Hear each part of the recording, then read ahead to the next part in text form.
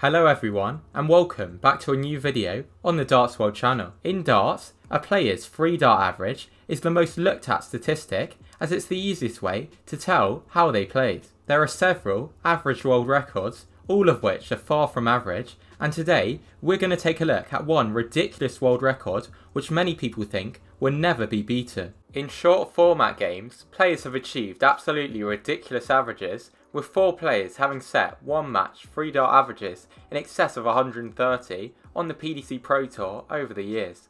The highest of those was 134.84 by the late great Aussie Kyle Anderson, who threw just 77 darts in a 6-1 win against Terry Jenkins at a Players' Championship event in Barnsley in 2015. Kyle amazingly hit 3 10-darters in the game and also recorded legs of 11, 12 and 15.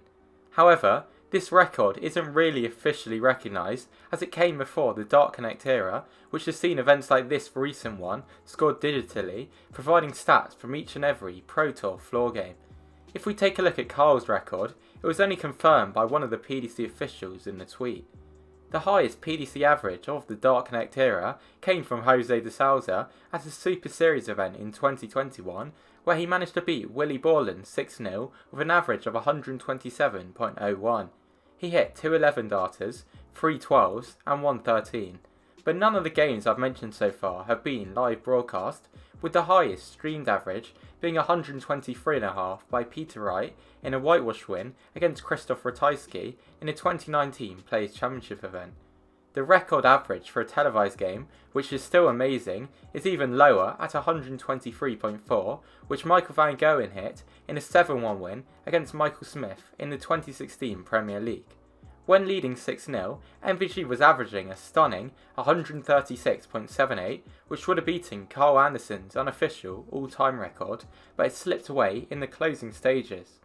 While all of those records are amazing, they are one-offs, and players often struggle to back them up in their next game, like when Jose de Souza lost 6-4 to Justin Pipe, averaging under 91, just minutes after his Dart Connect record 127 average. So, an even more impressive record could said to be that of the highest average over the course of winning an entire tournament, as for events such as the World Championship, players have to play up to 7 high-pressure games in a row in increasingly long formats. Now, this record is not held by any of the amazing players I've mentioned so far, but by the player whom many consider to be the darts GOAT, Phil the Power Taylor.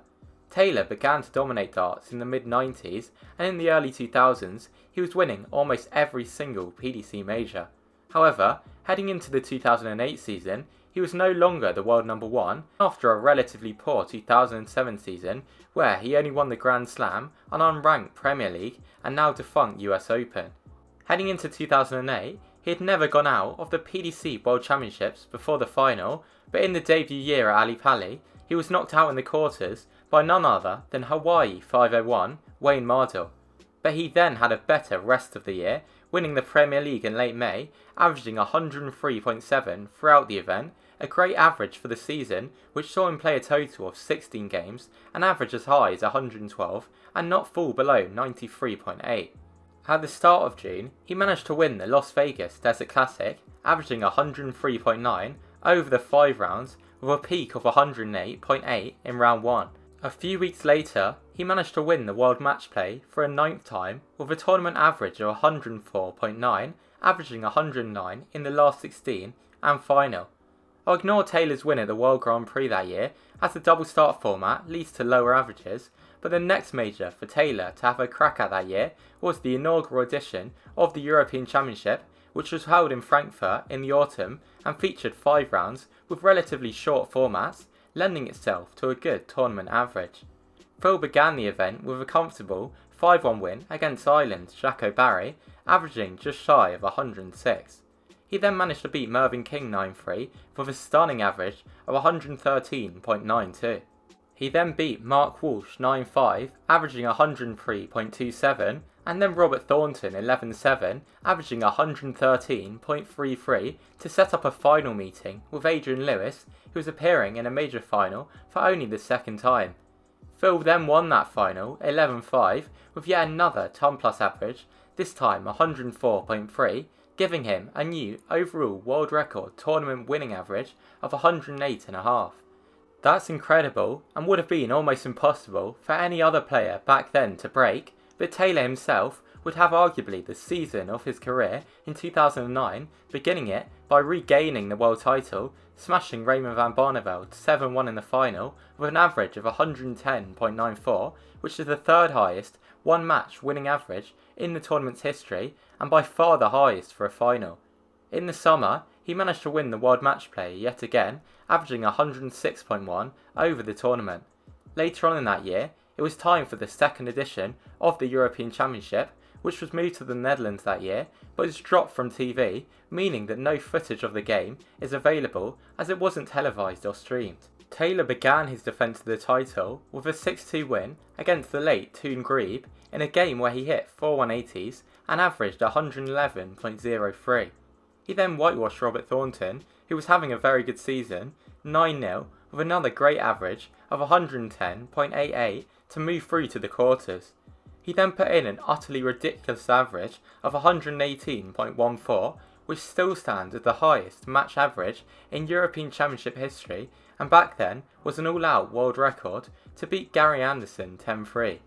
His average then fell to 109.36 in an 11-3 semi-final win against Jelle Klaassen, which put him into the final, where he faced Steve Beaton in his first and what would turn out to be only PDC major final. His average in the final was very similar at 109.35 and he again won 10-3 to pick up the title again. His overall tournament average was an utterly ridiculous 111.54, setting a crazy new world record. As of 2018, 5 of his averages from that run were still in the top 10 in the tournament's history. Many would say that the overall standard of darts has increased a lot since 2009, so has anybody got even close to breaking that world record of 111.5? Well, let's take a look at Luke Humphries, the current world champ and world number 1. At this year's German Darts Grand Prix, he had a tournament average of 107.51, peaking at 112.66 in the final. Still an incredible feat, but 4 whole points off of Taylor's record. That is the second highest Euro Tour tournament average in history, with the record being 107.6 by Michael van Gerwen at the European Darts Grand Prix in 2018. The only other time that a player other than Taylor has averaged over 107 in winning a tournament was again by Van Gerwen, who averaged 107.48 in winning the 2016 Premier League, an amazing achievement over such a long event.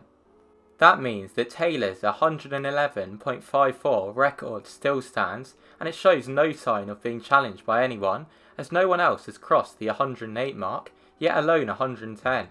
Taylor's back-to-back European titles in 2008 and 9 are the top 2 of all time, and many think that the 2009 record will stand forever. He managed to win the next 2 European Championships, meaning he had won 20 out of 20 games in the first 4 editions, with the lowest tournament average of 104.29. Can Humphries or Littler do it over their career? Let me know what you think, or any other players that you think could, or if you think the record is unbeatable, in the comment section down below. Thanks for watching that video. I hope you found it interesting. Please join the discussion in the comment section down below, and if you did enjoy this video, please subscribe, as I'm getting very close to 15k and would love to hit it soon. Also, make sure to hit the bell icon down below, as it means you'll get notified whenever I upload a brand new darts video.